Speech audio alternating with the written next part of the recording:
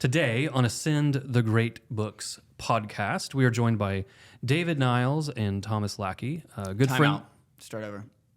Just as a reminder, this is a video, and so don't be just sitting there staring and looking at your paper the whole time. Because you remember last time you were like, I look like an idiot just sitting there staring at my paper. So I'm just trying to help you out. Wait, I have an idea. Could you read that if I just held it up like a teleprompter off camera? You're fine. You're fine. I just wanted to remind you. Yeah, he. You maybe I'm just looking at our guide that we made. I think it's less the reading of it, Okay. and more the fact that when I end, I forget I'm on camera, and then I'm just like. Okay, that's fair. So maybe I'll just throw my papers in the air and give you the. Boom! Yeah. That was a really good take. So thanks for ruining that. Well, I was at still the very beginning, so you had plenty of opportunities to still mess up. I enjoy the life that you speak into me. Okay. It's fine. All right. Today on Ascend the Great Books podcast, we are joined by David Niles and Thomas Lackey, good friends of ours from our Sunday Great Books, to discuss their personal reflections on kind of what led them to actually read the great books in general, what do they hope to get out of it, and also what do they think about our small group and actually reading the great books in a context of hospitality and friendship. We then shift into book 12, give our narrative, and get some good discussions as we work through that text. And then we discuss the halfway point. We've made it halfway through the Iliad. And so we kind of ask, who's our favorite characters? I try and give a defense of Hector. Apparently everyone loves Ajax. Adam's still very clearly on Team Nestor. And no one likes Achilles. And we'll have a good conversation on Zeus and fate and several other key themes. So join us today for Ascend the Great Books podcast. Team Nestor!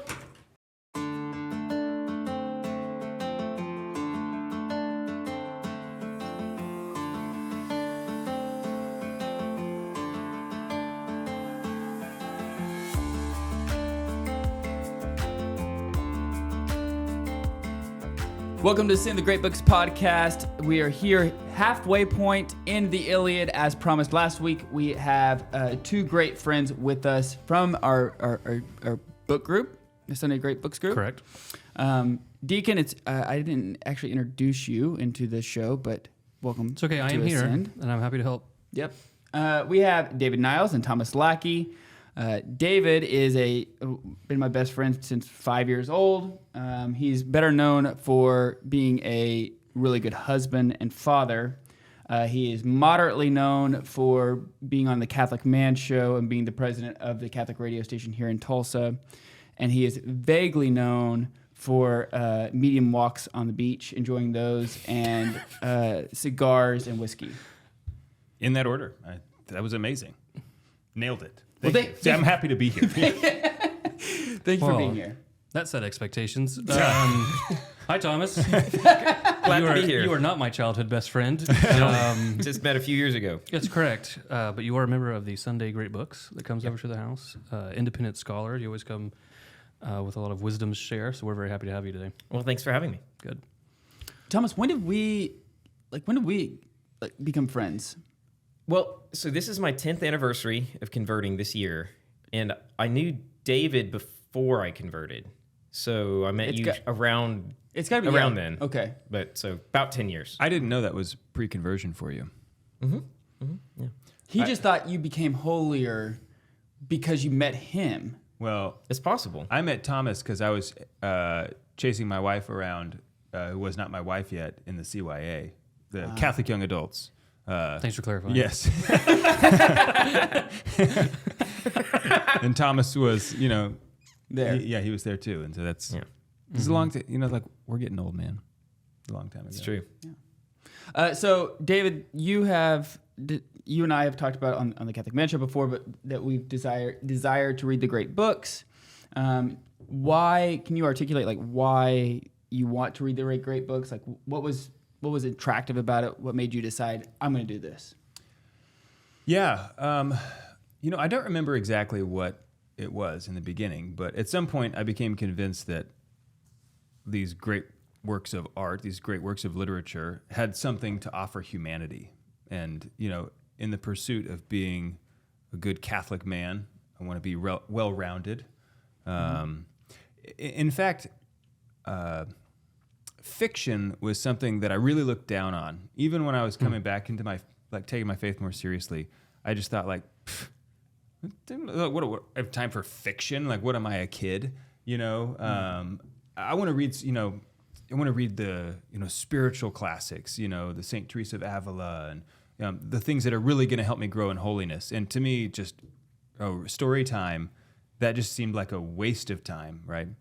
And then I realized that was wrong, and that there's something. In fact, it's vital for adults to continue to form their imagination, because without a well-formed imagination, you can't really pray very well.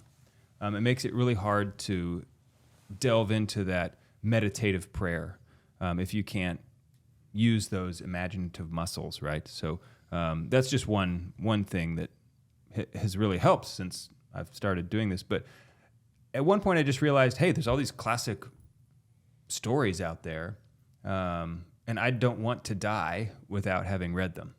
Mm-hmm. And so it started off where I just said, actually abandoned listening to podcasts altogether, because I used to podcast a lot of things. And I said, nope, no more podcasting.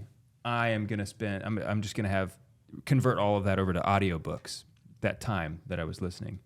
And that was really great. So then when Deacon Harrison was putting this group together, it was really awesome, because at that point I had been listening to I had kind of gotten through enough books where I was starting to see how there was this narrative that ran between all of them. It was like all of these great books were really kind of part of one story. And, they would reference each other. And so I don't know, when you go and you read a book, there's so much that just goes over your head. And so to be able to do it in a group is so much better. I mean, just because otherwise you just don't get nearly as much out of your time. So. Yeah, correct. And then entering that great conversation, right, is what's been called, right? These conversations between the...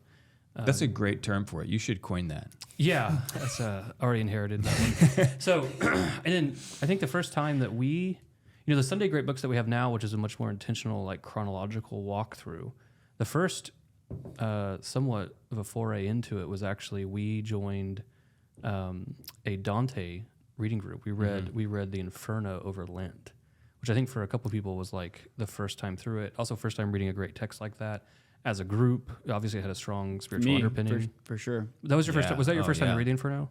Yes. Was that for yours too? Yeah. Okay. Did we invite you to that? I think I did. I just couldn't make it. Okay. I read the Inferno, but I think I would have gotten a lot more out of the group, to be honest. The group really helps. It really does. I mean, even like we had our Sunday Great Books group on last Sunday, and just even like, it's so funny because you read it and you're like, oh yeah, this is what it means. Like, this is my opinion of Hector. Like, everyone who reads this clearly must come away with like, I don't know if we think that explicitly, but that's kind of like how we intuit things. Like, okay, I know where the narrative, and just like to walk around and like, or go around the circle and hear what everyone else thinks about the text and the wildly disparate views of like how they think about Hector or Achilles or like all these different things. It does. It really enriches, I think, your view, and at minimum, you have to defend your position. I mean, the Inferno is especially one of those books that, I mean, I don't want to discourage anyone from picking it up and just reading it, but when we read through it together, I mean, that's a book that you're passionate about, and we had the opportunity to read it with a couple other guys here locally who I thought really had some expertise to bring to the group. For me, it was just like, it blew my mind. At the beginning, it was like, you guys were saying, well, I think maybe Dante is trying to imply like all of these different levels of meaning. And in the beginning, I was thinking like, look, guys, I think you're giving him a lot of credit. Okay? Right. And then by the end of it, it was pretty obvious. Like, no, he actually is trying to say all of these things. Yeah. He's like, that is amazing. And so, what is this for you on the read through on the Iliad? Like, have you read it once before? Is it your first time? Like, I read it. I know I read it in high school, but I don't remember. Okay. I think maybe I actually cliff noted it in high school, and probably did fine on the exams. And then I audiobooked it a couple years ago. So, and suffered through it would be my guess. Yeah, no, I did. It was just I hated it. It just, I had decided. It's a very difficult book to audio. I had just decided I'm going to read it. Then I can say, there, I did it. I finished. I can move on to things that I'm going to get more out of. And so, I mean, at least it did help me that I have a general knowledge of what happened in the plot, which is helpful. Even for Dante, I do think it's helpful to just read the book. Don't try to analyze it, just read it for the sake of reading it. And then you can go back, and I think this is helpful maybe for all the great books, and then do a more critical I think that's fair. Thomas, what about you? What kind of drew you to joining the Sunday Great Books, like reading the Great Books curriculum? Well, I had always had a love of the classics and things like that, but there are definitely gaps in that knowledge. Specifically, I had never read the Iliad, so this is my first time through that. And when I heard that you were reading the Iliad, and it was like kind of like David, it was on my list of things that I definitely needed to read, and it seemed like a great opportunity to analyze it through. When you're going through a book, again, like the Inferno or something like that, and you don't have the different perspectives and the different sort of cultural reference points that you're going to get when you're having it in conversation with other people, you get a certain amount out, but you don't get to really plumb the depths of the text. And this seems like just a wonderful opportunity to be able to wrestle with it, to really dig in. Right. Do you So how has it been like? So you like reading it with a group, the hospitality, the things like that. David, you kind of mentioned this as well. I mean, what's like the number one thing that you've kind of gotten out of that kind of experience?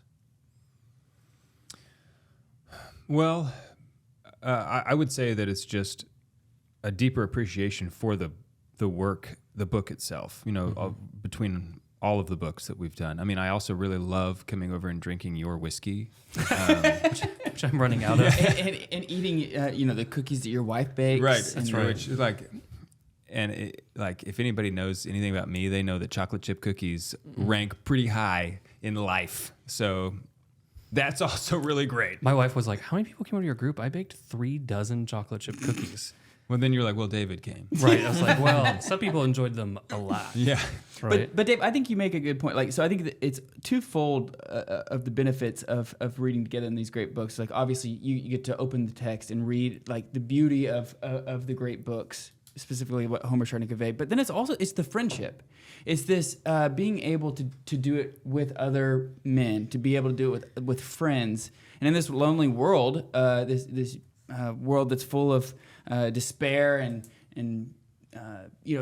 negativity, it's nice to get together and have a leisurely conversation about something that is meaningful. Right, and it's so much better than if we were just getting together and hanging out. Mm-hmm. I mean, it wouldn't be nearly as much fun, right? Because we have something real. There's almost like something arduous that we're doing. It's still leisurely, right? Like leisure is often difficult things that you do. So this would be, like a arduous conversation, a vigorous conversation, maybe is a better way to put it. But it's so much more satisfying than if we just got together and ate cookies. Right. As great as that would be. As great as that is. But yeah, there's a shared aspect in which we've all been working on a task together in some real sense, and now we're quite literally comparing notes. Right. Mm-hmm. Right. When we started the Sunday Great Books, we started with, out of chronological order, but for a particular reason, just reading some of the Platonic dialogues, things like this, because they're short. Like, it kind of gets people's attention as opposed to come join me and read the Iliad for 6 months. Those were awesome. Yeah, and actually, I loved them. I think what will be really interesting is to then read the Odyssey and then come back and revisit some of the dialogues, because you remember he mentions Homer a lot. Mm-hmm. You now bring that understanding, like you mentioned, that great conversation between them. But the point here I want to kind of draw out is when I told the group, right, we read it for 6 months, I think, or something, of Platonic dialogues. And it's like, oh, well, what are we going to read next year? It's like, well, we're going to have a year of Homer, right?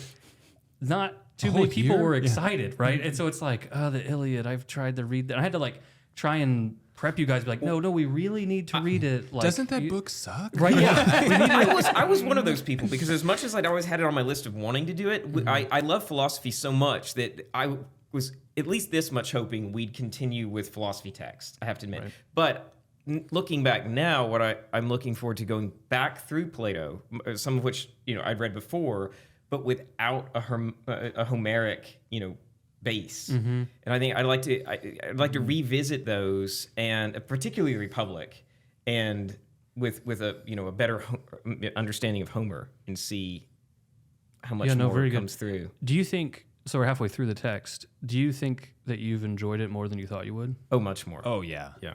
Oh yeah. I mean, really, because when I audiobooked it a couple years ago, it was just a slog. Just like, okay, there's some cool like people getting slaughtered. It's like, all right, that was kind of sweet. Like getting rocks in the face. Right, because most of you do like the language is like, okay, kind of like proper, and then all of a sudden like someone just gets speared in the teeth, and you're like, wow, like I didn't see that coming, Right. And so like that was kind of cool. But like once again, like doing it in a group, especially with people like you, Deacon, and some of the other guys in the group who know the backstory, because I don't know anything about anything. I mean, mostly, but like the story of all the gods, and how they got here, and all the context that goes into the story. So unless you just have gone out and studied that, you just are going to miss the real story that's happening. Or you go to our website and check out our notes that we do for each book. And when I say we, I mean Deacon Garlick. But Adam puts it on the website, which I don't know how to do. Right. So yeah, you can check out a guide, which has a natural kind of question answer for each one. Also, we've made these recommendations before, but Edith Hamilton's mythology, which is actually sitting on the table, is an excellent introduction summary of all mythology. Like it's wonderful text. Yeah, I picked that up. It's really good. You have? Okay. Yeah, I've read parts of that to my children. If you want to read mythology to your kids, Dulier's Greek mythology, where he like colored coloring pencil pictures all by himself, is actually a wonderful introduction. It's obviously sanitized a bit. Yeah, just don't make the mistake that I did and like sit down with your kids and be like, all right, kids, let's read about some Greek mythology. And then you get to Kronos eating his children and you're like, all right, well, we're done. That was like page 2. Right. What? That happened. All right. Believe it or not, Dad that needs to happened screen this us, before we keep going. I think it was on Saturday. Like we had the illustrated version, and she's like, "What are those in his tummy?" And my daughter probably asked Tic that. Tacs or Yeah, something. and I'm like, and I was like looking over that, and I'm like, "Oh, yeah, I think that's Kronos. We'll do that one later." Yeah. Right. Yeah, there was a lot of skipping the first time I read it to my daughter. So good. Okay, anything else on like just being in the group or just like, why you approach the great books?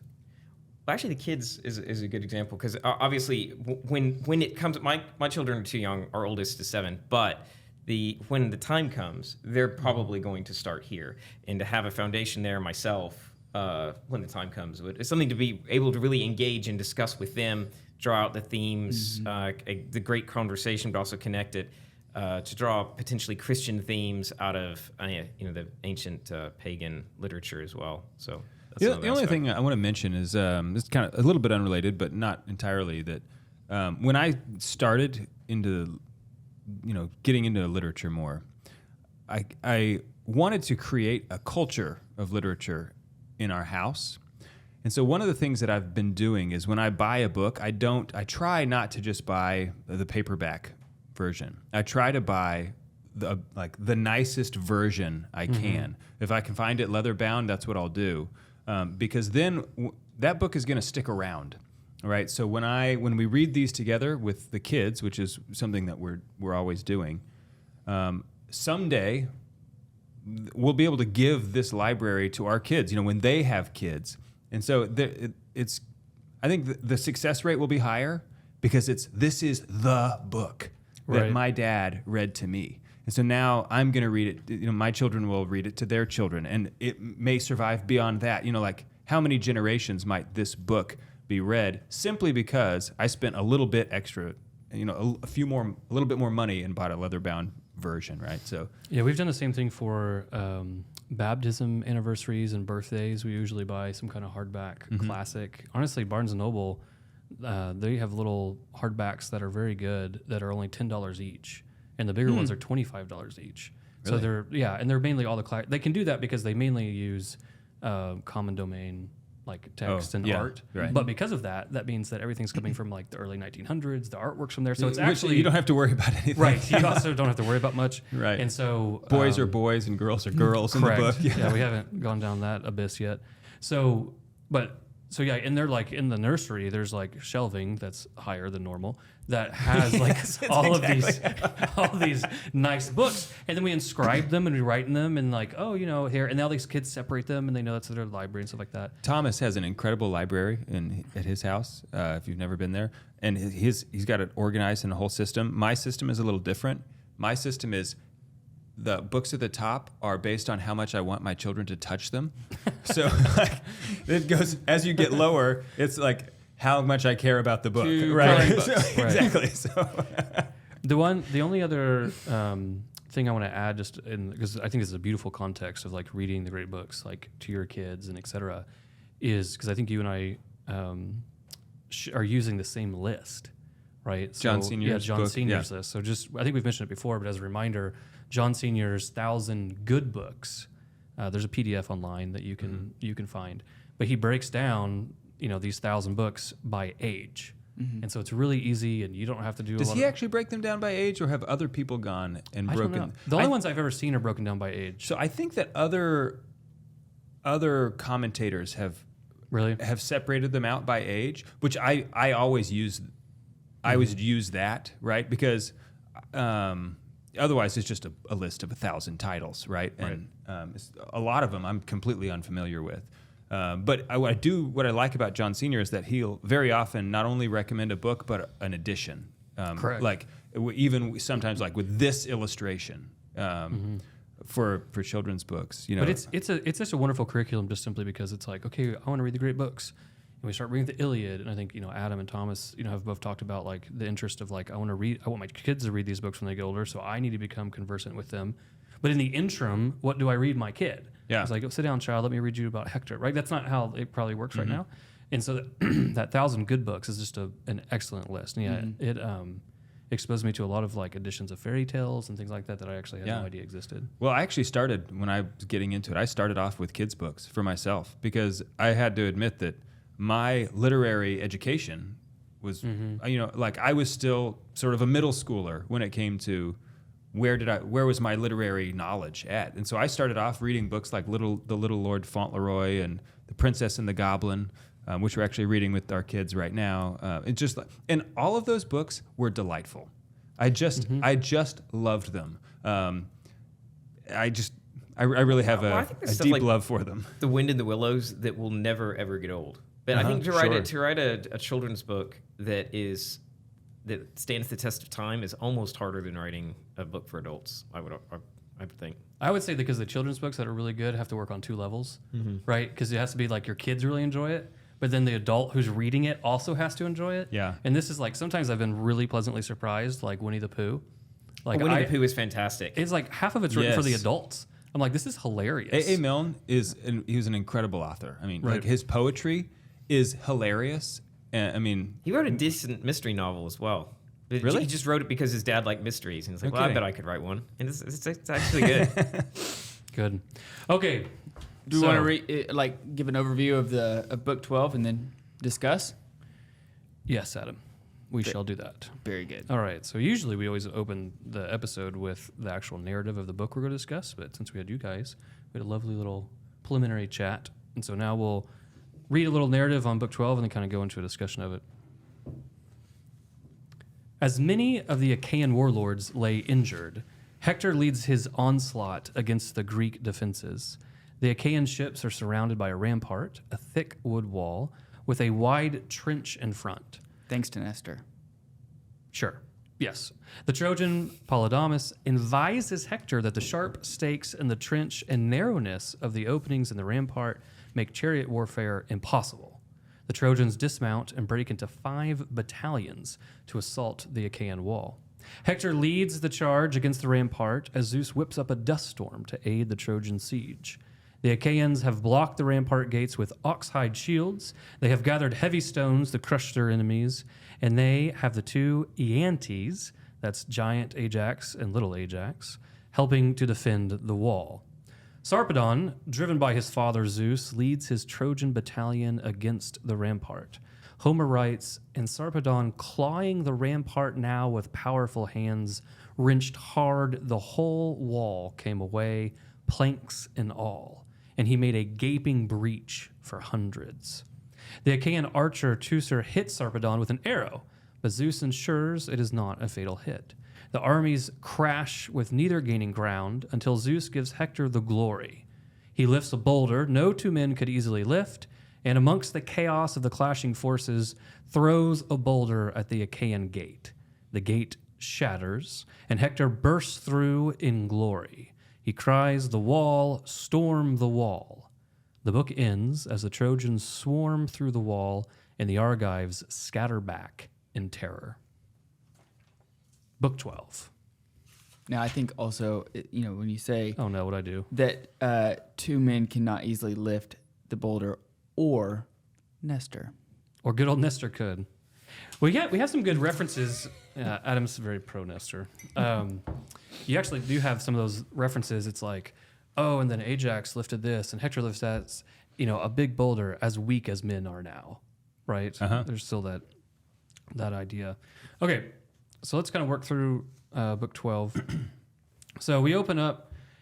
It's really interesting how this book opens because it opens with a kind of glimpse into the future, correct?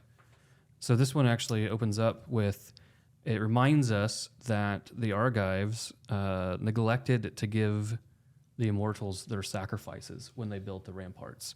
So there's kind of two reasons that, push back on me, but it seems to be that there's two reasons why the gods, some of the gods, mainly Poseidon and Apollo, hate the ramparts. One is, which is simply just the wall around, the Achaean camp. One is that they didn't offer sacrifices when they did it, right? So they didn't have the proper piety when they actually built it. And then two is going back to the recollection that Poseidon and Apollo built the walls of Troy. And remember a while back, Poseidon was very wrapped around the axle that somehow, if the Argives defeat Troy, then the Argive wall would have more glory than the Trojan wall, and he had to build the Trojan wall, and so he's very upset, right? So I thought the opening of book 12. No one would ever trust him to build a wall again, like. The opening of book 12 is just interesting because we get this flash forward to when Troy has fallen, right? And so if you didn't know how that story ended, which we already knew from the beginning, right? Like in the 10th year. Yeah, the prophecy that right, it should fall. So, correct. So this one now really kind of sets that in stone, and so we get a flash forward, if you will, and then basically Poseidon and Apollo, with a little bit of help of Zeus, take the wall down and set all things to rights. So it seems that they're quite offended here, and it's like the entire order has been offended by the construction of this thing without their sacrifice. Yeah, and approval. No, I agree, because I think it's a lack of an act of piety. So there's an ingratitude between man and the gods, right? So there's a disorder in the cosmos. No, I don't recall. Is there any explanation on why they failed to offer the sacrifices? Because presumably they would have known, and you can imagine Nestor in the background saying, "Now offer the hecatomb. Just do it right now." I don't recall. I remember they built them as a deceit, right? So remember this: they built the rampart, because that's what Fagels calls it, right? They built the rampart when they called the truce to bury the dead. Mm-hmm. And it seems like they built it quick. I don't know how well these men work, but it seemed like they went from nothing to, we have a wall and rampart in like a night. Well, and the rampart itself is always made of just earth and wooden structure, right? So it's not like the Great Wall of Troy. So it's kind of surprising that anyone would imagine that this would receive much in the way of glory, right? It's just, this seems to go back, and Dave, this is a conversation that we've had in our small group. This kind of goes back to the intention of the gods, and also why do the gods care? Yeah. Right? And I think that I agree with what your statement is, right? Of why does Poseidon even care about this little wall? I just think that it's hard to express how conceited and like imploded these personalities are, right? That even the most slight, because at one hand they will slaughter 10,000 people and not care, but then if one mortal doesn't give them the gratitude that they deserve or think they deserve, then it's like, oh. No. Oh, yeah, I agree. I mean, I think the slightest offense against the gods, the very slightest, is considered by them worse than any amount of suffering that mortals could endure. Well, think about Agamemnon sacrificed his daughter because someone killed a sacred bunny. Right? Artemis demanded a human sacrifice, a royal human sacrifice, because someone had killed like a hare that she cared for. Really? Mm-hmm. That was at the It's a beginning. bad day. Yeah. Especially if you're It seems slightly a daughter of disproportionate. Agamemnon. Right. But yeah, this is like one thing that it just continues to bug me is the I cannot figure out the motivation of the gods. Why do they even care about what happens, about what humanity is doing? You know, they don't like get anything. Even the sacrifices, they don't actually get anything. I mean, it doesn't seem like it from the they sacrifice. At least enjoy them. Other than like bragging rights, I guess, from the other gods, you know. But that seems to be it. I mean, it's ultimately, it just seems like they're all filled with pride, all of the gods. And yeah, because they'll talk about, there's lines in there like, oh, even my favorite city, I would just wipe them out for whatever. Yeah, Hera offers like 5 of her favorite exactly. cities for Troy to burn. Exactly. Yeah. So they don't care about people, and yet there'll be plenty of instances where they have their favorites for whatever reason, and they do a lot for their favorite people.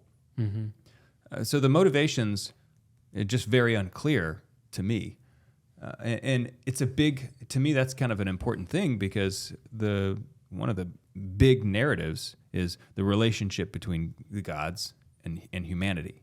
You know, what does it mean? Theme. You know, I think the relationship in one sense gets symbolized with Aphrodite saving Aeneas back however many books ago, and she gets a cut on her hand and so just drops him over the field. Right. You know what? Never mind. Yeah. scratched me. Yeah. Exactly. Or when Ares gets defeated by Athena, and he just goes up there and whines, right? I mean, I really think one thing we've talked about, and it's helped me kind of contextualize, is how Homer presents the Greek gods is really the forerunner to tragedy, right? These gods that seem to be so obsessive and so imploded in their own personalities, and also then reflect like one aspect, right? And they just will not move off of something. Like once you know they've suffered some slight shame, right? I mean, you are over, right? They will move into entire wars for 10 years over a little slight. And actually, Homer, you know, as we kind of move through chronologically, we kind of need to track. Homer still hasn't told us like why Hera hates Troy. Like we kind of lose sight of that. He hasn't told us yet. He also hasn't told us why Athena hates Troy. Right? But some reason there's like these slight things. But these guys are the forerunners, you know, to Greek tragedy. And it's the same thing like when you're reading the Greek tragedies or you're reading Shakespeare, you read these characters, they're highly obsessive, they're kind of imploded. You're sitting there in the tragedy being like, why don't you just stop? Right. Like, why don't you just give up? Why don't you just move Like, on? Just walk away, right? No. And we get these long soliloquies about like the blood or whatever, and you're like, okay, we are drifting down into madness. That literary template, I think, really starts with Homer. And so I think there is, I think they're supposed to be like that, right? They're just highly immovable. And I think that, I think one thing too is a good question here is, as we approach Homer and humility and Homer the teacher, is Homer doing this on purpose? What I mean by it, he's not just reflecting like the cultural understanding, but is he kind of ramping it up because he's trying to show us something about the gods, something that probably won't actually take fruition until like Socrates and Plato come along. Right. But like, you know, where is he trying to teach us something about the nature of the gods by having these kind of ridiculous adolescent personalities? Well, I think as well, you see this in the human characters that are described as godlike, like Achilles, where they have definitely taken on some of these traits that are precisely the traits that are obsessive and unyielding, sensitive, actually, incredibly sensitive. Right. But this is one thing that I've wondered, and we'll never know because we don't have other stories from this time period, is when there were other tales related about the gods, did they portray the gods in the same way? Or were they more, glorified, without... Because in Homer, the faults of the gods are very obvious. So is this Homer's, artistic license that he's taking with, the way he's talking about the gods, or is this a normal way? It's an interesting thing to think about, because if it's Homer doing it, then it's like, okay, well, he's really offering a critique of religion, the religion of the time anyway, right? Just this idea of the gods and do they exist? And we don't know, but Yeah, that'd be interesting. Yeah, you have Hesiod's Theogony, which is like in the 700s, right? So, I mean, still downstream of Homer, but even the way the gods act in that, right? I mean, it's just their genealogy, but still, like, how Zeus behaves in that, et cetera, doesn't seem any better than how he behaves here. right. What your comment made me think about is even the Norse pantheon, and whether or not this is just indicative of when you have a pantheon, right? You take that divine will, you atomize it, you fracture it into these different groups. They take on these highly, Very specialized. yeah, very specialized characteristics, right? I'm the god of this, the god of that. And is this just somewhat indicative of like a pantheon? That's a good... It'd be something to good think thought. about. Right, yeah.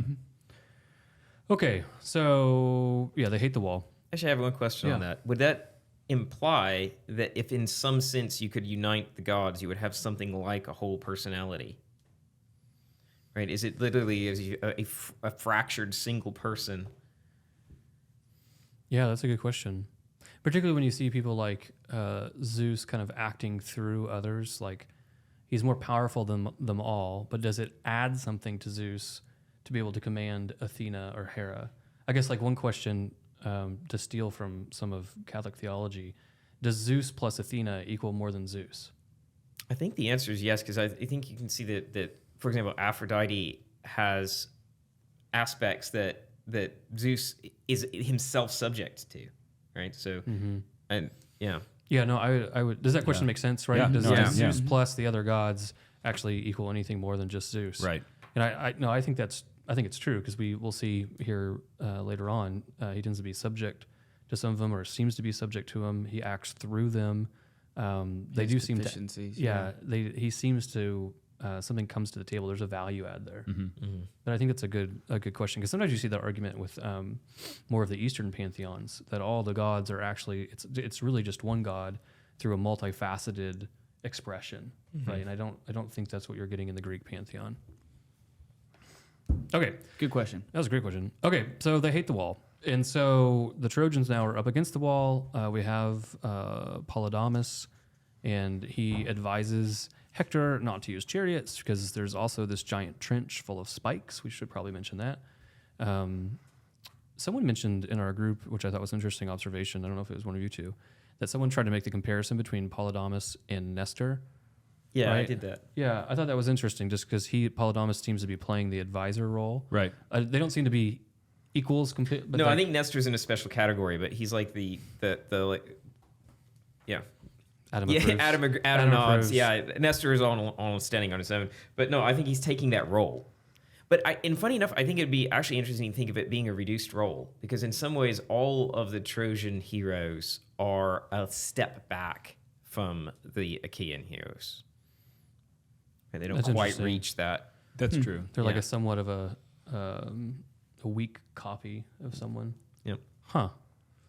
Yeah. Well, I do think the armies are very lopsided, Yeah. right? Because one of the things we've talked about is simply that Zeus has to prop up the Trojans, or the Achaeans without Achilles will still take Troy. Right. I mean, yeah, they're definitely the varsity squad, the Achaeans. I mean, Right. That's how I was going to say it. Yeah. Yeah. The varsity squad. I like that. All state. Right. I know what that means, just for the record. Yes. Adam likes to call out my lack of sports knowledge. I also attended high school, so shockingly enough, just pop out of the diocesan Deacon factory. So then we get this really kind of particular narrative. So this is like 130 with Asius. So Polydamas like says, "Hey, we need to abandon our chariots and form battalions to attack the wall." Hector's like, "That's great, let's do that." And then Asius, who's on the Trojan side, decides, you know what, like, forget that, and then takes his little battalion, right, and men. Hey, and y'all, actually- watch this. Yeah. It's like, hold my beer. beer. Exactly. It's like, hold my beer. And then he just like crashes his chariot into the rampart, right, with all You his know what? men. It was effective. And these two Was it? guys, Define effective. it made for a good narrative. Right. And these two guys, right, the sons of Lapith, right, hold this whole thing. And then Asius ends up crying out to Zeus that Zeus is a liar. It's a really weird setup. Also, because I will say it's repeated at least twice, maybe more, that he was a fool to do this. I think on a merely natural level, if you saw a gate defended by only two people, attacking that would look like you were attacking the weak spot. And you could have driven your chariots through it because the gate was exactly a bridge over the trench. So on a merely natural level, it doesn't seem to be that this would be foolish. But I think the text is saying he's foolish for not perceiving the will of Zeus. That's where his real foolishness lies. Yeah, why does the text call him a liar? Or why is he calling Zeus a liar? Like, what is the lie that Zeus has enacted upon him? Well, I have no idea why he thinks he's a liar, but I mean, it could be because he perceives that Zeus is ordained a victory for the Trojans here in this particular battle, or Zeus has promised a victory, and then when he doesn't give it to his chariot attack, he thinks Zeus is lying to them. His own explanation just seems to say, he says, maybe not the same translation you're looking at, but I never imagined these Achaean heroes would be able to hold off our strength. Like, again, I'd never imagined two guys could hold us off, but why he's blaming Zeus specifically for that. Yeah, can you tell people what translation you have? Yeah, this is the Peter Green translation. Okay. Yeah. Fagels reads, I never dreamed these two heroic Argive ranks could hold back our charge, our invincible arms. My intuition here was that Asius understands that Zeus has given them the victory, like he perceives that, and then he perceives a weakness on the Argive side, and he attacks thinking like, I have the favor, like we have the favor, which according to how this works, the guys that are able to discern the divine will throughout the battle seem to do quite well. Because it's interesting, it's like 200, why it mentions it. It says, but his wailing, I love that, failed to move the heart of Zeus. It was Zeus's pleasure to hand the prize to Hector. So it seems like what he's messed up on, Asius, is not that Zeus favors the Trojans, but that Zeus has also favored Hector for a very particular role with the wall, which we see kind of played out right in Book 12. He's also disobeying an order, right? Correct. So That's one strike. yeah, I mean, that's a bad idea. I think calling Zeus a liar is probably a strike. To me, yeah, like he's just pissed and he's just blaspheming Zeus. Why would you call it blaspheming? Well, because he's like speaking against the gods. Yeah, it's interesting because I don't know if you used that intentionally, because what it reminded me here is Reminded me of Dante. Yeah, it reminds me of Dante. Right. So Dante, which is we're jumping forward a couple thousand years, because Dante, when he has an example of blasphemy in hell, he has a pagan example. He has one of the kings going over the wall in Thebes, if I remember correctly, Yeah. who basically then tells Jupiter, Zeus, I don't need you, look at me. And Zeus strikes him with a lightning bolt, and then he's Dante's example of blasphemy, which you would think of the entire Christian tradition. He could come up with someone. So remember, That's what I thought when I read it. It's like, I can think of some other really good examples of actual blasphemy against a real god.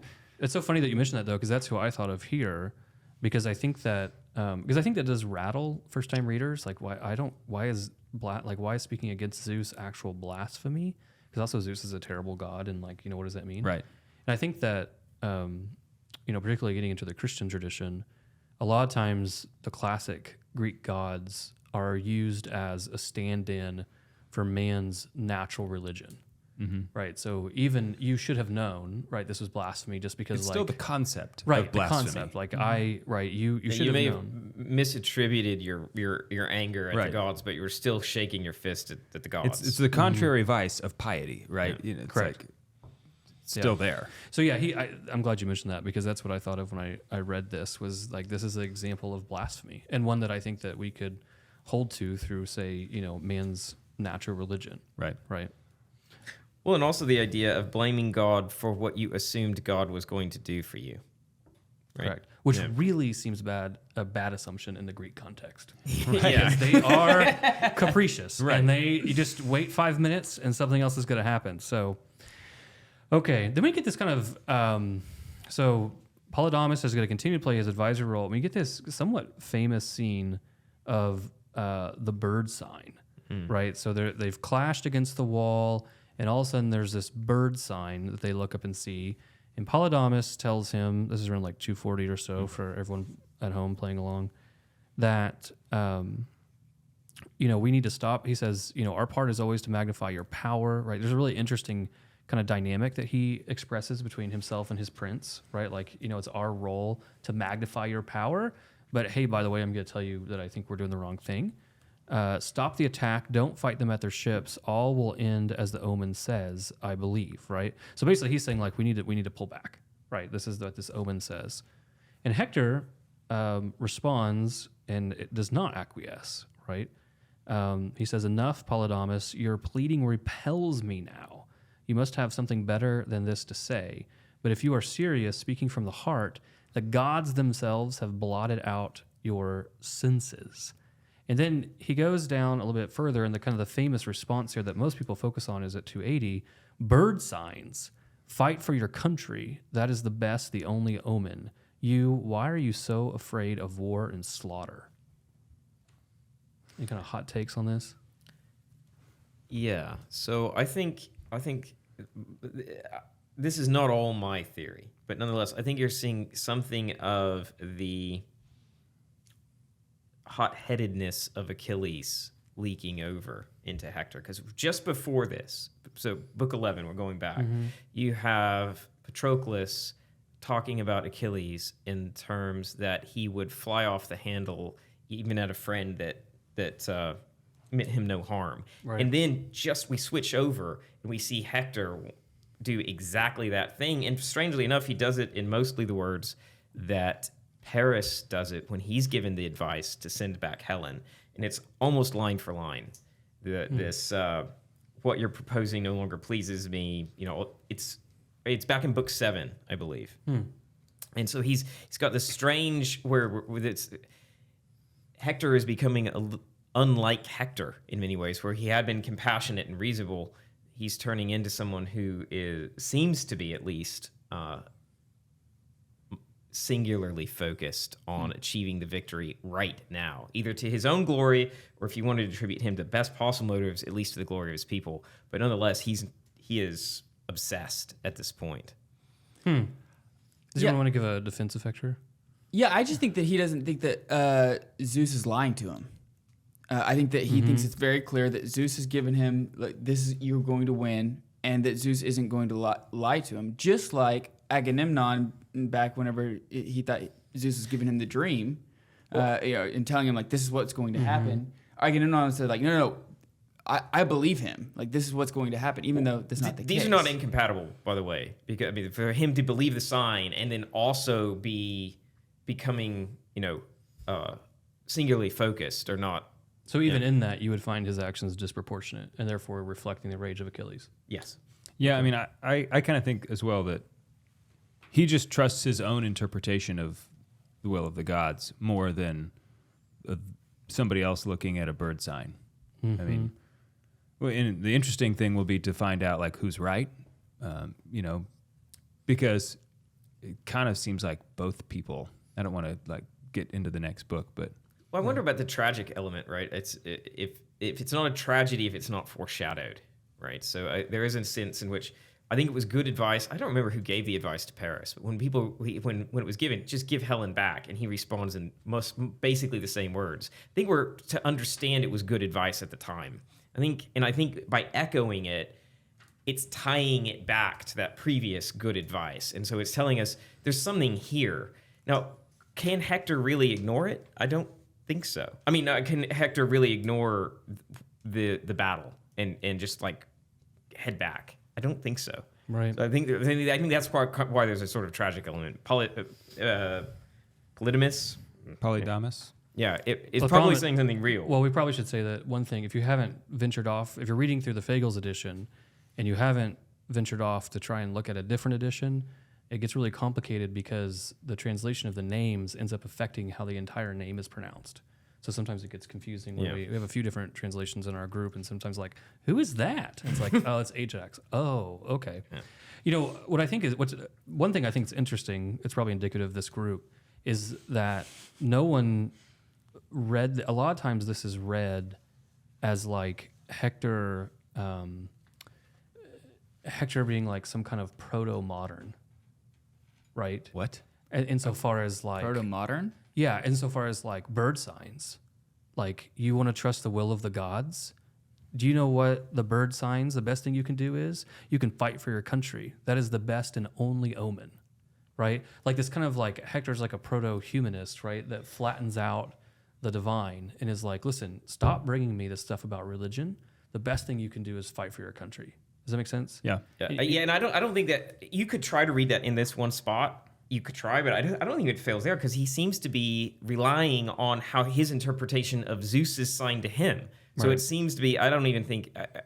I've heard people say that, but I just don't think it works. Well, it's actually really poor reading that actually isn't. You don't try and read it in context at all, considering the two lines above it is no. He chastises Polydamas for his read on the bird sign, and right before the famous line, he says, "No. Put our trust in the will of mighty Zeus, the king of the deathless gods and the men who die." Right, and somewhere else, like really close to here, he says something about like, look, he nodded his head to me. Yeah. Correct. So I do think I agree with all of you that I think all of you reflected this aspect that what you have here actually is a battle over the interpretation, right, of the divine will. Right. Also, you should just never trust a modernist reading of.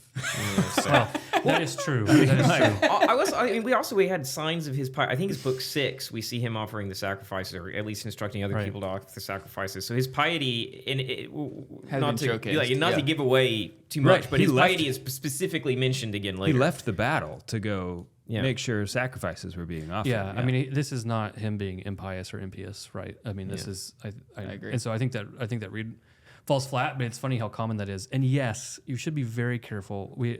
I don't want to like mention names of translations because I haven't done enough of my own research, but like the great books are becoming somewhat popular again, but there's like novels that are based off the great books. Like this is really popular right now, like these mythology novels where they take like characters and they redo them, but they always cut out the ancient underpinnings and insert like basic modern presumptions and narratives.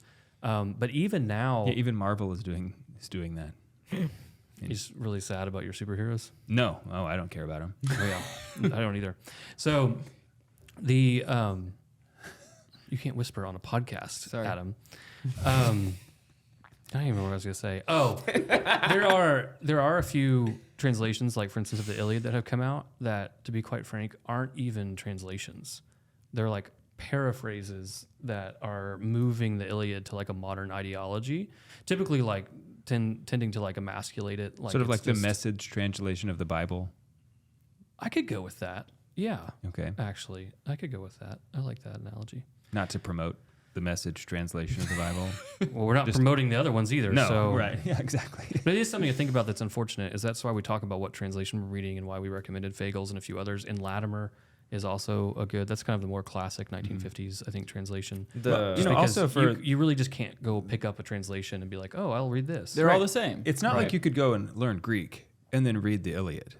I mean, you could. It's a little bit of time. But it's so big. It's lift. not the same Greek. You know, it was written so long ago that. You mean you'd have to learn specifically? You'd have to learn old, classical, classic, or I don't even know if it's dialect or Koine Greek. I mean, I don't even know. It's like, not like you could go to Greece and learn to speak Greek, and then pick up this book and just be like, oh yeah, I can read this. I mean, it's so. It'd be like, oh, go and read Shakespeare. I mean, it's like you might speak English, but that doesn't mean Thomas actually can read like Old English. It's because he's weird like that. He just decided to That's not Shakespeare, though. That's actually, like Beowulf. it's Right. like, yeah, Yeah. Beowulf, even Okay. way before Shakespeare. We'll have to bring you on when you. But read that's the thing Beowulf. is like the translation. The reason I say that is because translations are hard to do, and one translation can be very different from. They matter. Yeah, Yeah, they exactly. matter a So lot. you do need to make sure that you are starting with the right thing. In a joke, Old English pun on that thing, the same word for translate is the word for distort. I like puns. Yeah, all translators are traitors. That's how they're named Yeah. too. Yeah. All right, we're moving on. So we agree on the bird signs. So let's see. Zeus is helping them. They're on the ramparts, firing rocks down, trying to crush the Trojans. You have little and big Ajax kind of holding the line. Let's see here. Down at 340, this is an interesting line that we have. It's a little bit above 340. But not even now would Trojans and Prince Hector have burst apart the rampart's gates and huge bar if Zeus, the master strategist, had not driven his own son, Sarpedon, straight at the Argives. So this is another thing we get about like where is the actual strength of the Trojan army compared to the Argive army. So here we have Hector, who's been blessed by the gods on a warpath, and they still cannot break through the rampart. And With so only 2 dudes guarding it. on that part, yeah. So they've got and then they've got the two. Which two dudes? There's now. Well, yeah, but I think this is a different spot. 'Cause Oh. I thought Asius went from I also down, think it's a different spot. down the line. But it also has two dudes. Yeah. Because now we have the two Ajaxes that are. But that's not just like 2 dudes. I mean, yeah, I mean, not to belittle Right. little Ajax. Eantes. that doesn't even count as a pun. Okay. No, I wasn't trying. No, I didn't even All right. notice the that. look on your face was like, I said a pun. No, Yeah. I just knew that he was going to. No, I'm glad you're here because I just go past all of them and I'm like, oh, that was an interesting insight, Adam. And I just move on until and then I'm like, why is Adam still staring at me laughing? I'm neutering your joke by pretending like it was a real comment. Right. So take that. Yeah, so sorry. Okay, so we get Sarpedon swings over. I really like this passage. I don't know if anyone else enjoyed this. This is around like 350 or so. This is Sarpedon's little speech. Yeah, that this he is my gives? favorite spot in the book. In I book mean, 12 or book like 12. the whole book? That's a good question. I went book 12, but this is near the top, I think. Well, I Okay. will set the book. You tell us about it and why you like it. All right, so I'm assuming then you're talking about the back and forth between Glaucus and Sarpedon. Yeah, this kind of conversation about Yeah. duty, like what they owe. Yeah. So they're just about to go into battle. I mean, we Zeus, to set the stage, I mean, they just told us that Zeus is stirring up Sarpedon to set him against the wall. And he comes up to his friend Glaucus. And probably reading out loud more than a little bit wouldn't do Go for very it. much. Okay. So it says, Glaucus, why is it that we two are honored so highly, get the best places at table, choice meat, cups always full back in Lycia? And I'll stop there for a second. He goes on and just basically says, why is it that we are honored so highly among our people? Why do they give us such respect? And he says, it's exactly for the deeds like this. It's to be the first through the line, to face the enemies and defend our homes. And he does something I think that's incredibly interesting, which is he says that if we were immortal and that we could, then I would be all for us escaping this. But since we're mortal, we should go and fight and either win glory or give it to somebody else. Mm-hmm. So you expect Which these that's a great line. Win glory for ourselves or give it to, somebody else over us, which is like. Well, the reason I think this is so important in a couple of ways is that much of the Iliad has to do with this tension between mortality and immortality.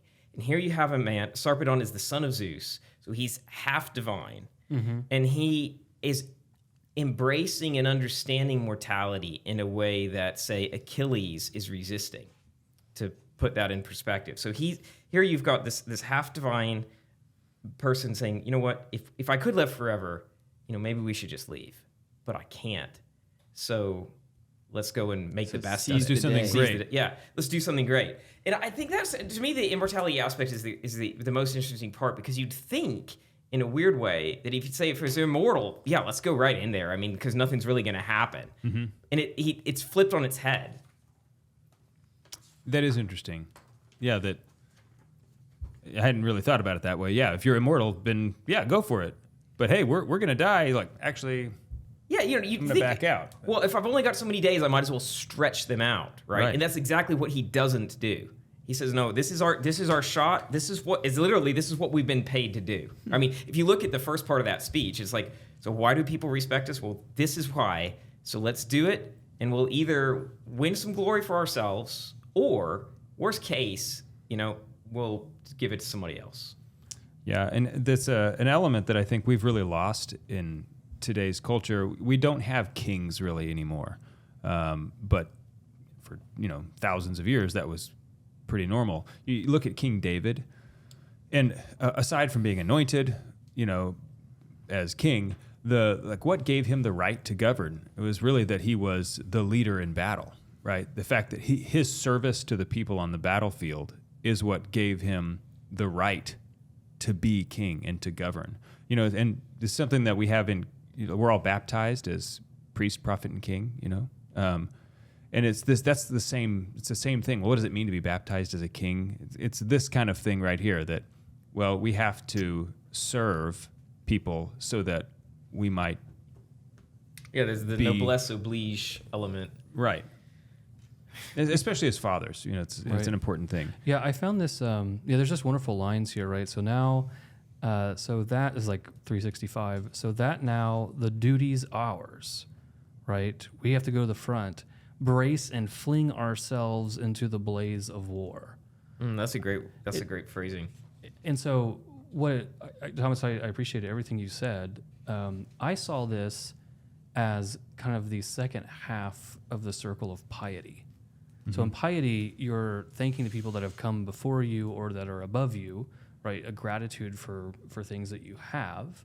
And here it seems that we have the superior, right, who then is receiving this gratitude, right, these good things. And now all of a sudden is almost that second movement of, well, now the time has come for why my people honor me, why my people expect of me, right? These are the great deeds, right, that will actually, in a certain way, there's a play on here, I think, will actually cause me to be immortal, right, which it kind of has, right? We're still sitting here reading about him. Right. This will actually cause me to have a real immortality, and we have to charge the wall. And I just think, I'm glad it captured your imagination because I really enjoyed it. I thought this was a wonderful passage. Well, there's another line here just above that. So I'll look with he says the death spirits around us are myriad. And I think there's another translation I read where it's something about them swarming, like the death swarmed around them. I think that's been an interesting idea too, where when you think of it in the context of the battle, that there's death all around us, and so let us charge in. It's very. There's certainly an aspect of courage here. Yeah, I think this one, I like that. That one is a little bit more poetic. This says, "But now, as it is, the fates of death await us, thousands poised to strike, and not a man alive." No, very good thoughts. So it's a great monologue. Well, I don't know if it's a monologue, but it's a great speech he gives, and then followed by awesome actions too. So he actually follows up, right? So they take Glaucus and Sarpedon go, and then they're going to assault the wall. And so then we get... I love how he says right before 390, he calls out Great and Little Ajax, who are gluttons for battle. Like, I just... you see these two guys, they're holding on to the gate by themselves. Well, clearly it's these two guys who are just gluttons for being out there in battle and fighting. Adam, do you want to take that next section? Because this is where the herald comes. To the two Ajaxes. When he's calling out Ajax? And they move on the wall. Yeah, so this is interesting. I was reading some commentary on this because I don't know how to pronounce this guy's name. How do you pronounce it? Anybody know? He can be the herald. Okay.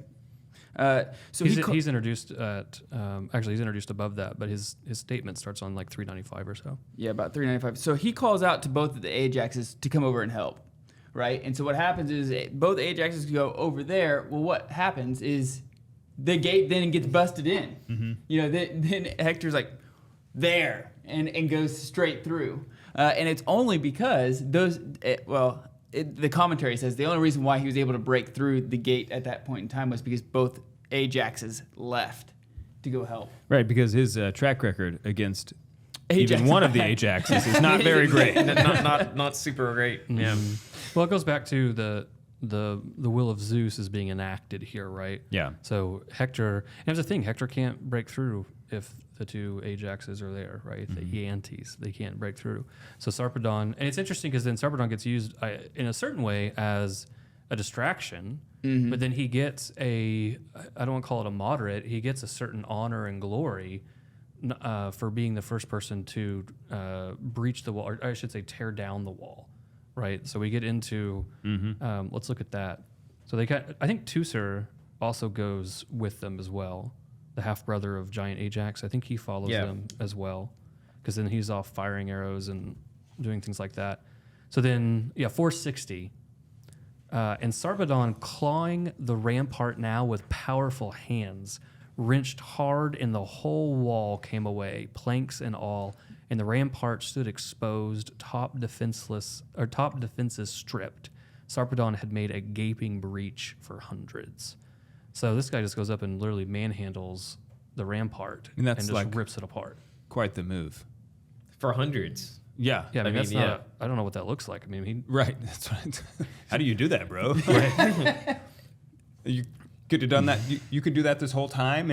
Like, Well, there's a good question as well. So we know that he's been inspired by Zeus to do this. Yeah. We know also, of course, that he's the son of Zeus. To what extent, I wonder, is this another power that is momentary? Because we do see that the sort of Right. inspirational, it gave additional strength for this time. Now, it's not specifically mentioned at this instant, but the whole course of this action is divinely inspired. You know, one thing that I think is interesting about the gods is that they almost always interact in a positive way. I mean, that they give someone great strength. They don't, usually they do, but very rarely do they hamper some, they don't I see. handicap a person to allow this other person to come and kill them. They amplify the other dude, so they're usually building up and not tearing down. There is a difference there, yeah. Are examples in there where like they blind somebody or Yeah, that's a good observation. I'm trying to think of what would be a good example up to book 12. the example that I can think of is later on, but I was trying to think about almost there's- always they're adding to But I somebody, was trying to think if there's not anyone taking where away from a they did person. a negative. Well, I think there's an earlier example, sort of a negative, where the bowman, I forget his name, is tempted to break the truce, and then the arrow is made to go astray at the same time, because that's not a full on. Well, actually, several times in that score, in that same guy tries to use his bow, and it never works out. Right. And he ends up blaming the gods, which is actually not untrue. Unfortunately, I forget Yeah, his because name. they specifically what is his mentioned name? the gods were doing it. It's a P name. Yeah, it's a and he- Pandarus. Pandarus, yeah. Yeah. So That's what it is. I don't even think try that to would be an remember example people's where names in this book. It's just too hard. Yeah, his efforts are thwarted, but No, that's true. That's a yeah. negative example. Yeah, and there's other examples where the string breaks on people's bow. And there's another example where later on where somebody gets actually I think they get blinded or something, where there's a mist in front of their eyes Oh yeah, we've had that several times already. Like the mist comes and where they does can't something, see Right. the dude Right. coming. Well, even this but- right after this, right? So then Teucer's about to, which that's probably not how you pronounce that, but I looked up the pronunciations and I can't even pronounce it looking at the pronunciations. So we're gonna call him Teucer. So he actually hits Sarpedon's belt, right? So that actually that narrative that you're talking about here, right? That Sarpedon's saved because Zeus brushes that aside, right?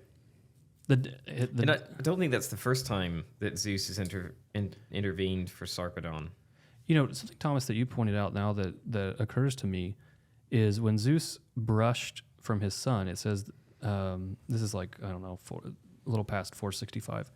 It says, but Zeus brushed from his son the deadly spirits, which I didn't really take to be much, but then you pointed out before when Sarpedon's giving his speech, right, he actually talks about being surrounded by the deadly spirits. It's a callback there. Yeah. I didn't pick that up Because also, Fagles says deadly spirits, and then earlier, where I think yours used something very similar, he actually talks about fates of death. So it's not the same phrase, but hearing how yours phrased it, then it's actually a callback to being saved by those. That's pretty cool. That is great because I caught the first one and not the second, so that's And you know what? That Benefit kind of reading in a group. That yeah, Exactly. Oh, exactly. That also kind of talks to another theme that we haven't brought up today, but we've been discussing throughout this book is the idea of fate. And whether or not Zeus is bound by fate. You know, where does he lie in the hierarchy of power? You know, and so it would seem like almost you could say these deathly spirits are surrounding him. It almost sounds like fate is surrounding him, and this is an instance of Zeus changing, like maybe having an influence over the fate of Sarpedon, at least temporarily. I don't know if that's a good reading or not. Temporarily is an interesting idea because I think there's an argument to be made. Now, some people argue that Zeus is not subject to fate at all. Mm-hmm. My take is that he is. I also think he is. But that he has some control over, say, delay, right? He can't change. It's like what's the eigenvector, right? You can change the magnitude, but not the direction. Yeah. And Was that computer talk, or what did you just do? it was math talk. Oh, okay. That was over my head. But I mean, I think It wasn't about a quarterback, so I'm not really sure what that meant. Right.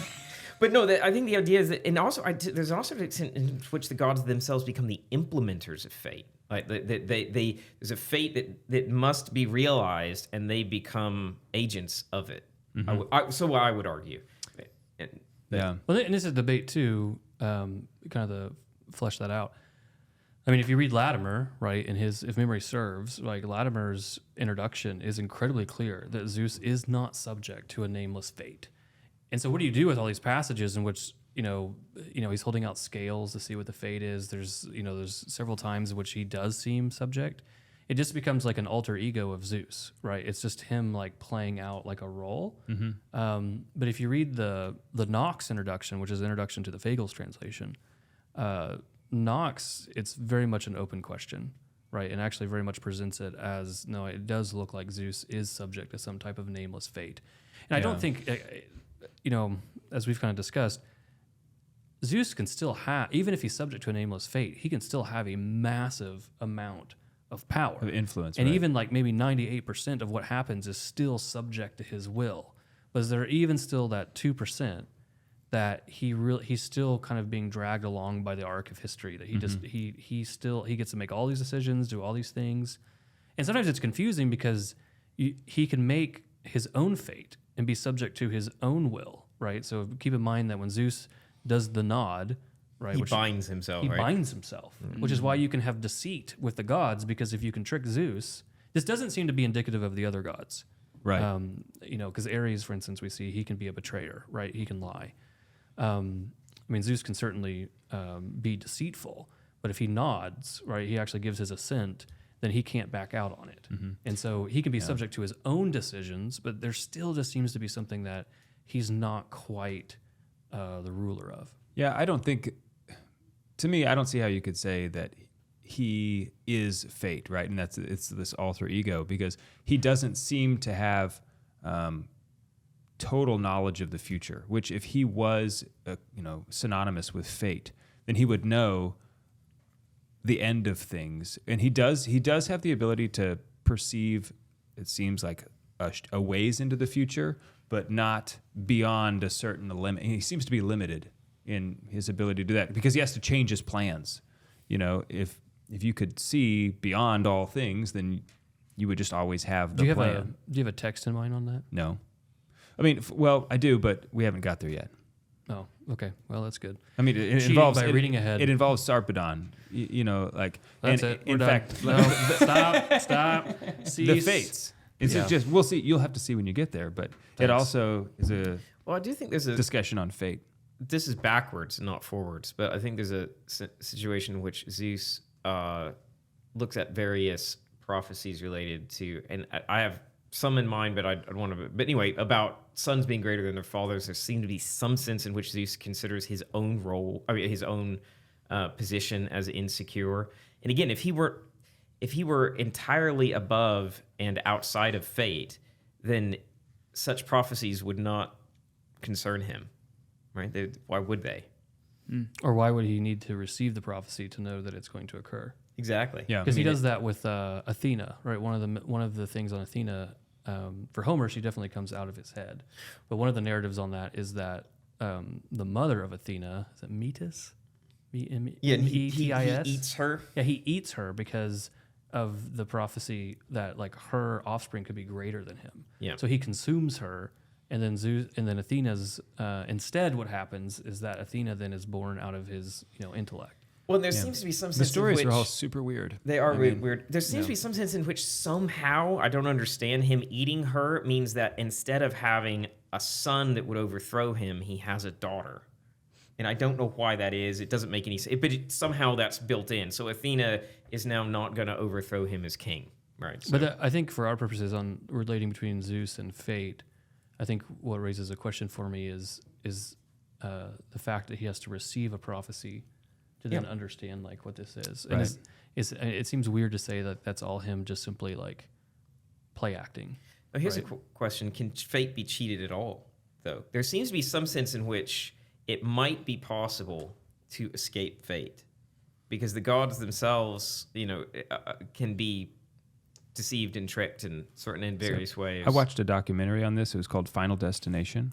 And it basically the conclusion was that you can. It's very hard. That's the bottom line. It's super hard. I think there's at least Probably all your friends are going to die. a sliver That's a of good value add. a sliver of a hint that maybe fate can be beaten in certain cases. Yeah, at least at certain points along the timeline. Well done, David. Yeah, I'm just, I just like moving on. trying to move on, Yeah. but I just could not. Sorry. Watch out for logs. Logging trucks, very dangerous. It's like a bird sign. We are moving on. So, at least at certain points on the junction, you can choose your own fate, right? Yeah, like Achilles. Like Achilles does. And so, it's an interesting, and it's really kind of the nascent, somewhat obscured but early conversation on the relationship between, right, divine providence. Yeah. Right. How does divine providence actually work in the world? And I really like that, there are a couple characters in the book who have chosen their fate because I think that that's just a real thing. I mean, I have moments in my life where I look back and maybe the full reality at the time wasn't apparent to me, but I knew even at the time I am choosing between two different destinies.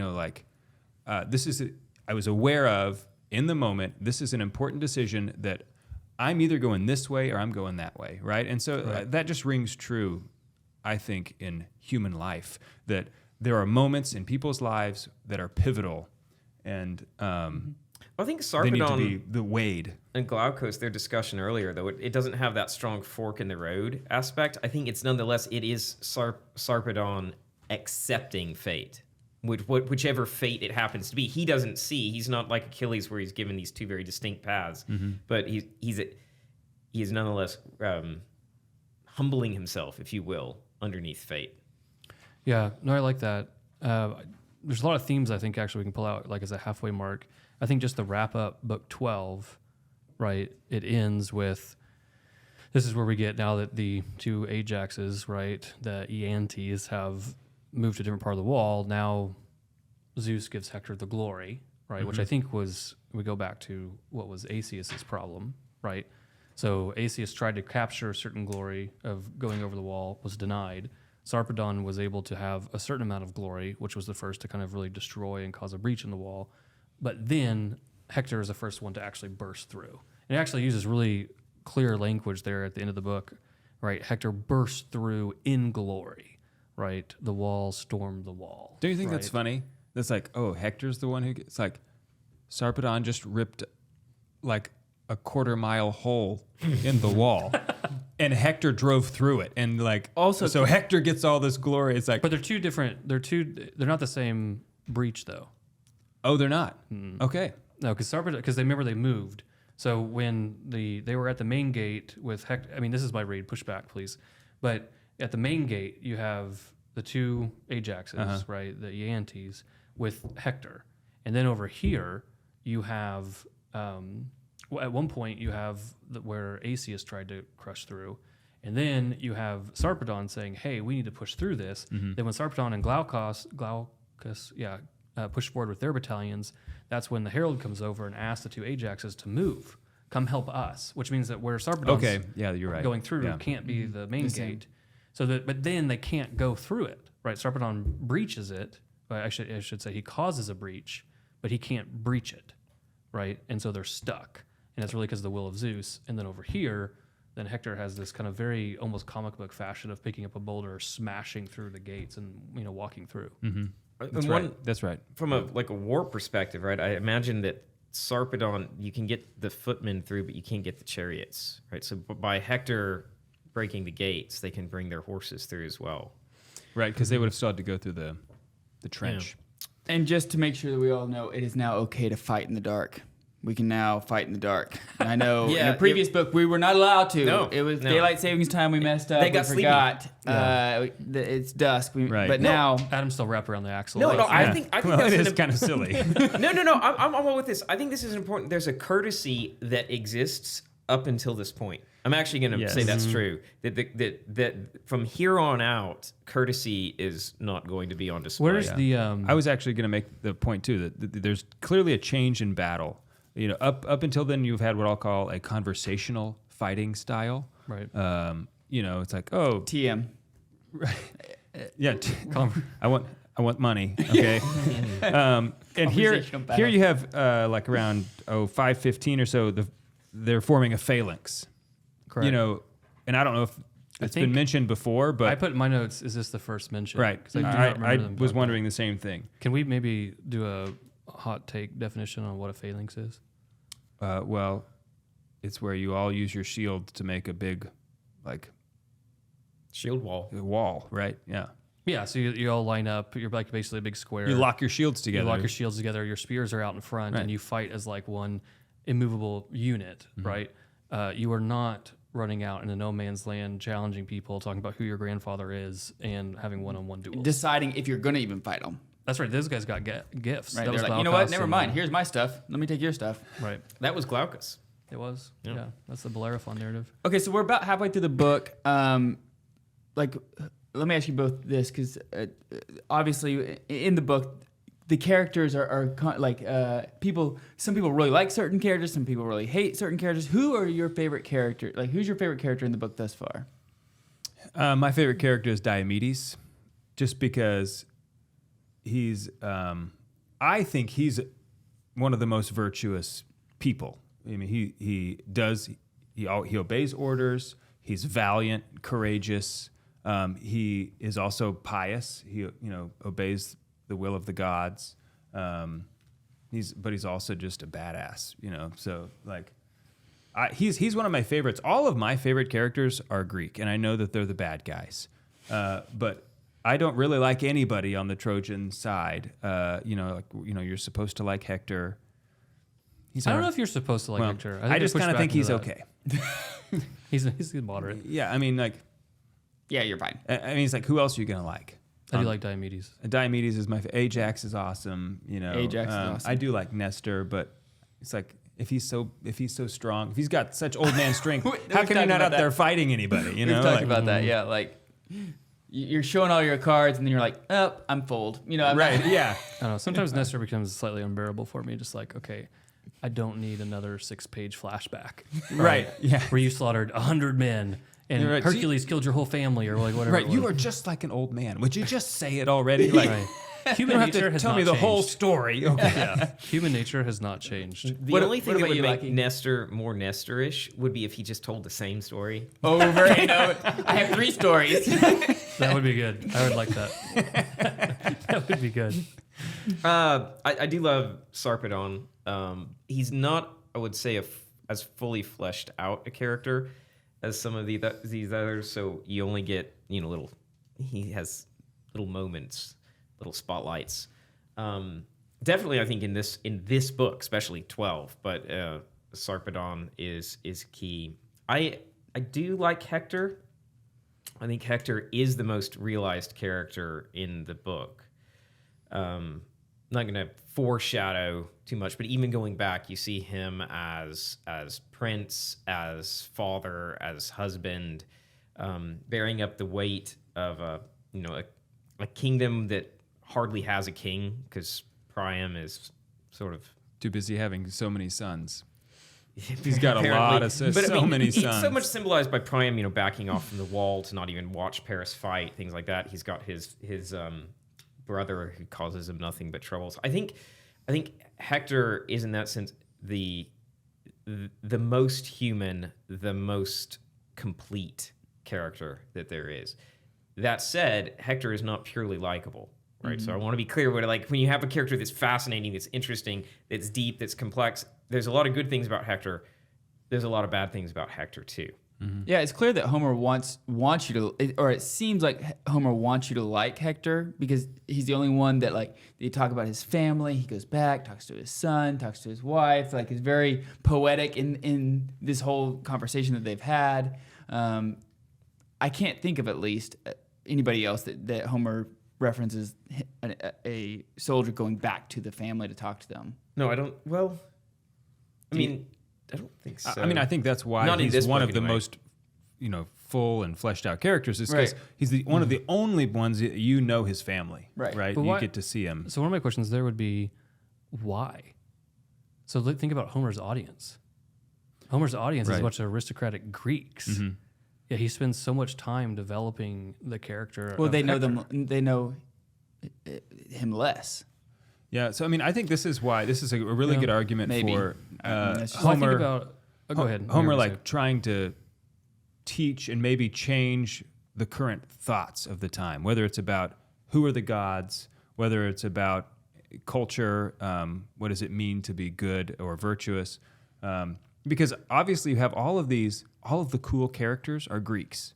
You know what I mean? The Ajax, Diomedes, these people, Nestor.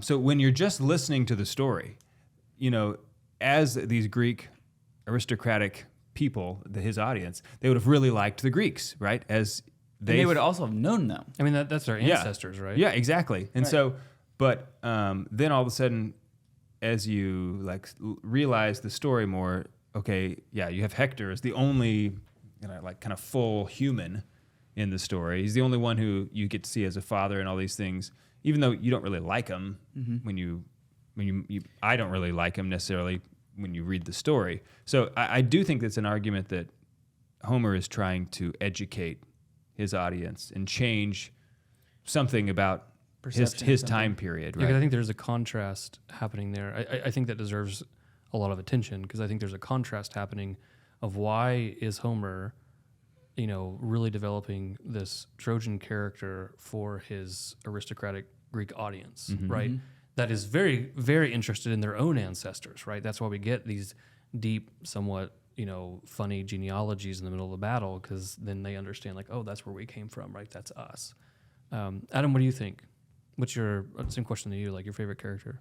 Well, I like Big Ajax. I just think that so far he's the one that has natural abilities. He didn't have to he's not needing the gods, so to speak, to bail him out in battle.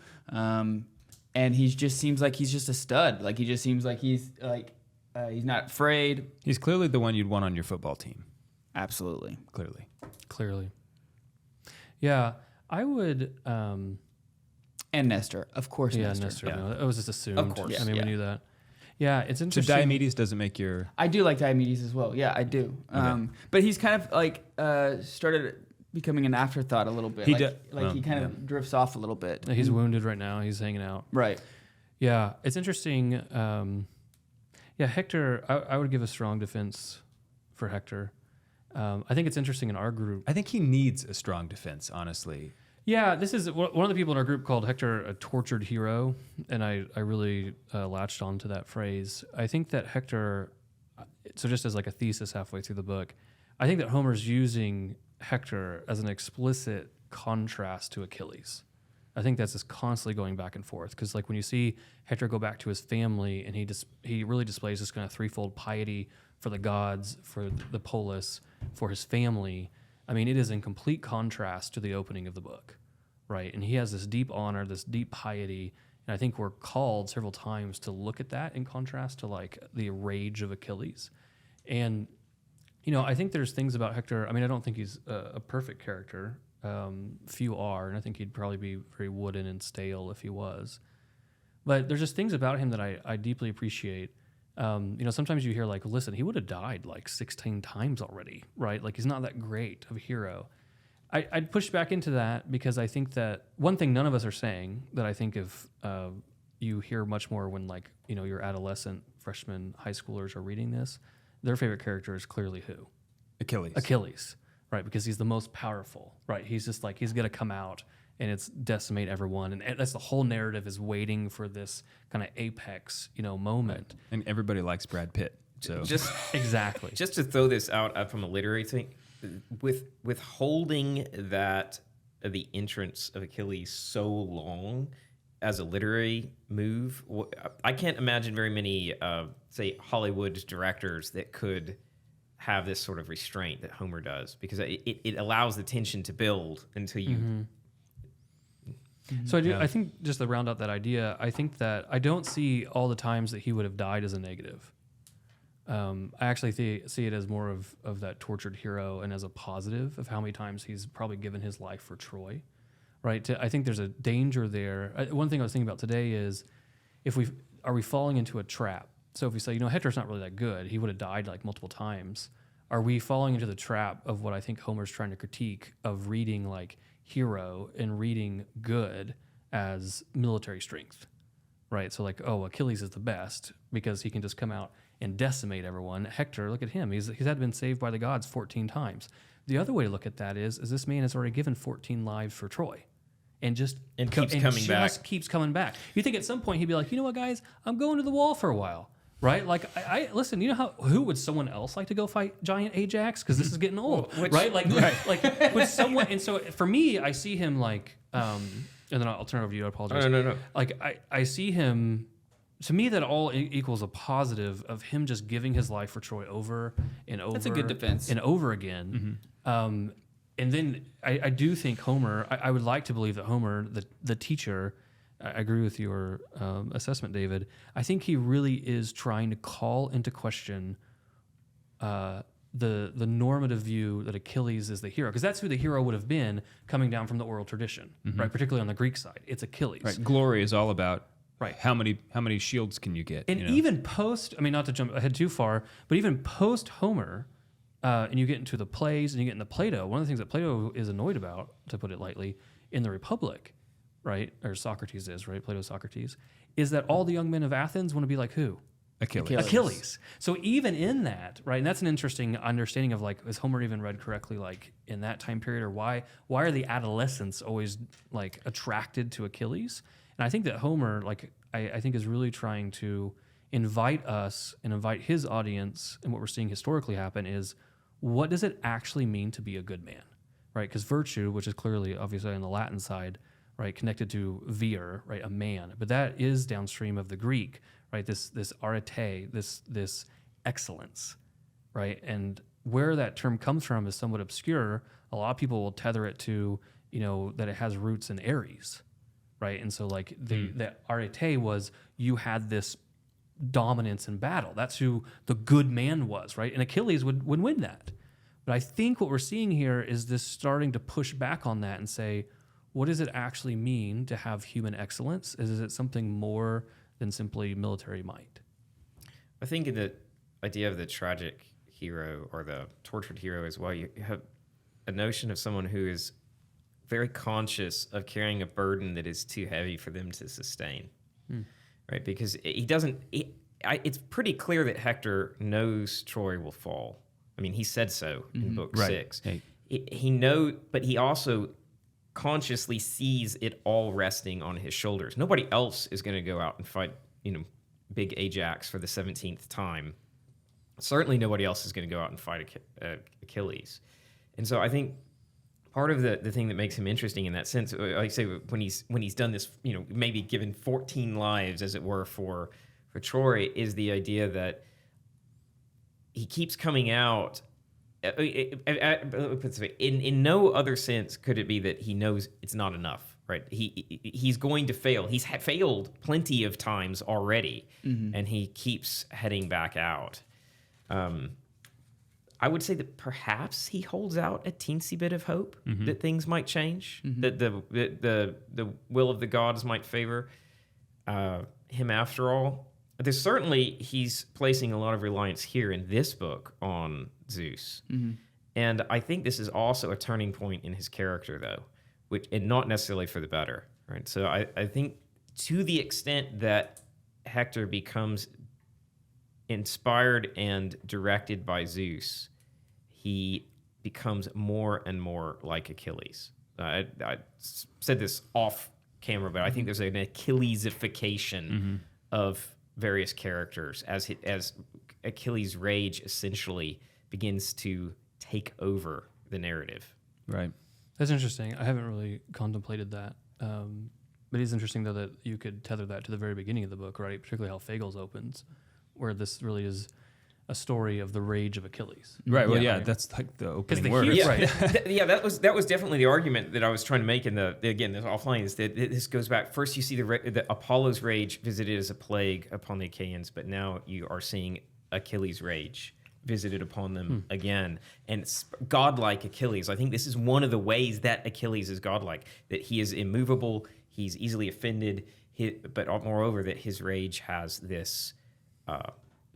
Through Zeus, mind you, Zeus is essentially empowering it, but his rage has this infectious capability. It's visiting on them all like a plague. And there's comparison. There's been textual comparisons too between Zeus and Achilles. You mentioned one when Patroclus critiques him and says, not to his face, of course, but says like, listen, He likes his head. you can get because you can get swept up, friend and foe alike. He will sweep everyone together when his rage kicks in. And then I don't remember how long. There's a very similar statement. It's when Zeus gives the strict decree, and Ares is like, never mind, I'm just going to go down and do this. And Athena rebukes him. Athena has a commentary on Zeus that is very similar, where she's like, listen, he will come in and destroy all the gods, innocent and guilty alike. And it's really interesting that tyrant mentality, right, driven by their passions, right? It's going to overwhelm their intellect, and then they won't make the distinctions. Yeah, I think that's an important part.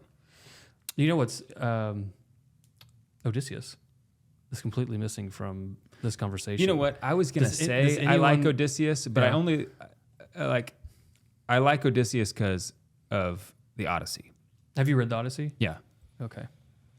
Have you read the Odyssey? I haven't. I know that one. I actually do know the story in fairly good detail, but no, I haven't read it. Yeah. You haven't read it, have you? I have not.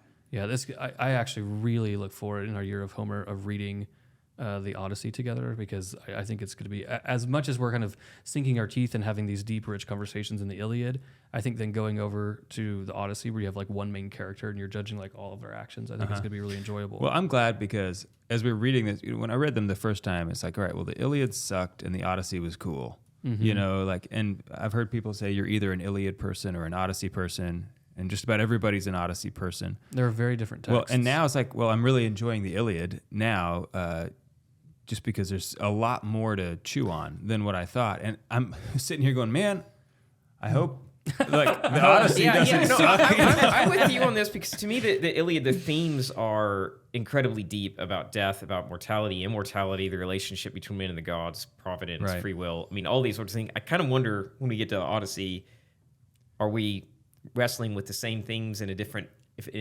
expression, or are we just like switching? Like something tells me Socrates didn't care about the Odyssey.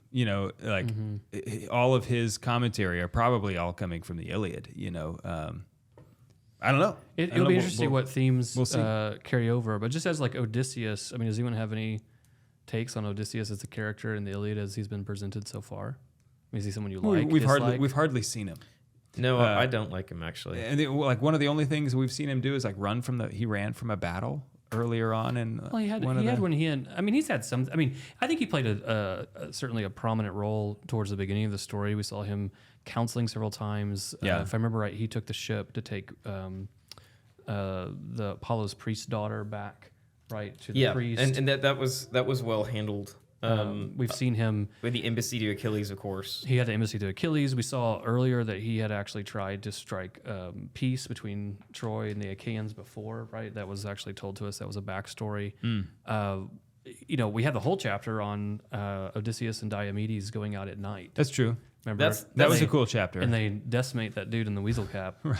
Right? Whatever his name was. This is. You got the two lions going out, and they catch the weasel. He just runs right by him. Yeah, they take his stuff too. I think who do they offer to Athena? Athena. Yeah. But that's to me is the scene that makes me dislike Odysseus. Is overall he's giving pretty good counsel, right? Agamemnon will make some very terrible decision, and then Odysseus will tell everybody, "Now don't listen to that, and do this instead." And then Agamemnon's like, "You know what? You're right. Actually, we shouldn't run right now."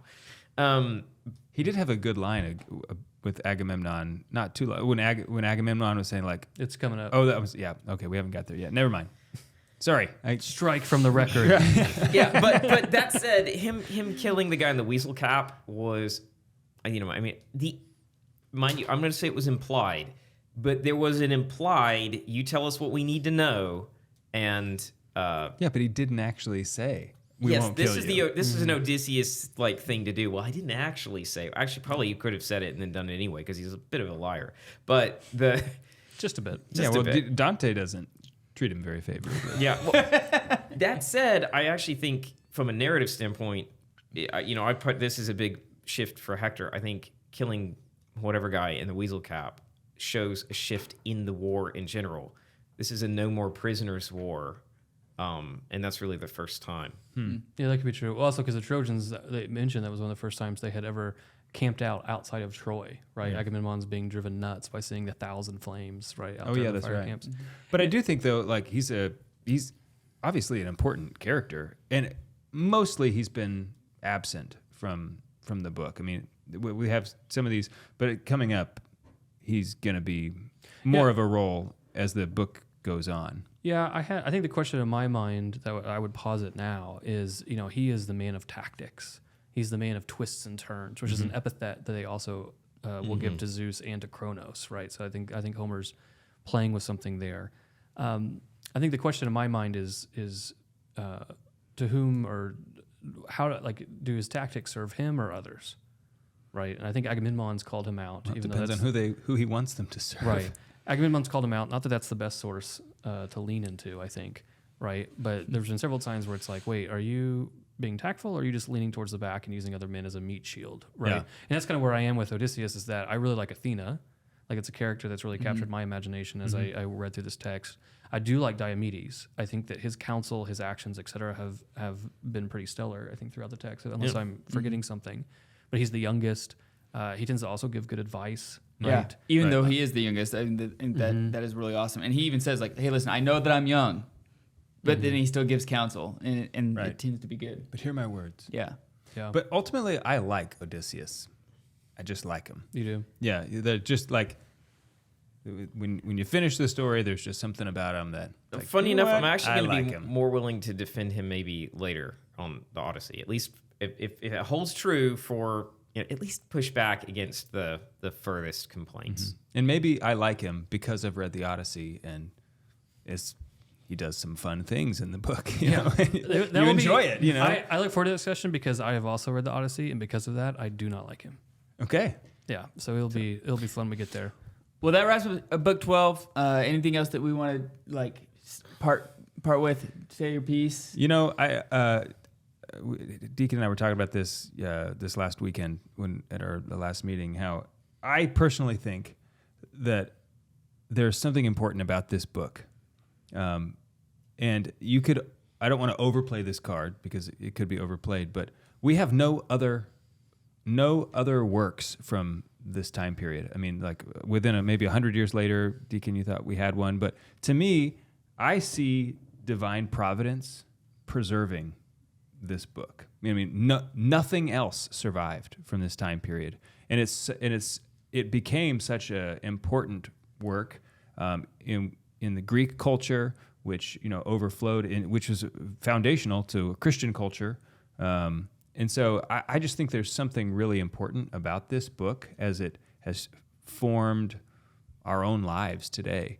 And once again, I don't want to overplay like, oh, it's divine providence for, this isn't the word of God. It's not scripture. But I think it was God's will that this story survived so that we could see it, learn from it, kind of see where us as humanity has come from, and you kind of point us in the right direction. So I was reading a commentary by, I think his name's Glenn Arbery, but he opens with something very similar. It's paraphrased, but he said that basically of all the epics, God likes this one best. I like that. That's a much better way, I it's a like much that. cooler way to say it. Yeah. But there is, I agree with you. I think that we've talked about this on the podcast before, particularly at the very beginning, about like how to read the great books and avoiding the unreal and things like that, where if you look at this from like a real providential standpoint, right? And what we use is the incarnation as that guidepost to understand what providence is doing. And then we can kind of look around it and say, okay, what was being used to actually till the soil for the coming of Jesus Christ to come into the culture that he did, which then providence believed was the correct culture for us to be able to understand him correctly, right? And that then obviously gives birth to the church. And yeah, I think Greek reason coupled together with Hebrew faith under Roman order is what providence elected, right? That's that St. Paul, the fullness of time. And so I do think, and I agree, I mean, you could overplay it and be silly about it, but I think just as you start reading Genesis to understand the Hebrew culture that bleeds into this, you start with Homer to understand the Greek culture. And I do think, I mean, that's where I am looking at why I think the contrast between Achilles and Hector is very important, because the nascent question here of what does it mean to be an excellent man? What does it mean to flourish as a human being? It's here in a very kind of incipient way, but it starts the conversation. And then that's what you see really robustly picked up by Plato, by Aristotle, and then that bleeds heavily into our Christian culture, right, that we've adopted so much of today. Guys, thanks so much for hanging out with us. It's been a lot of fun. We'll see you guys next week.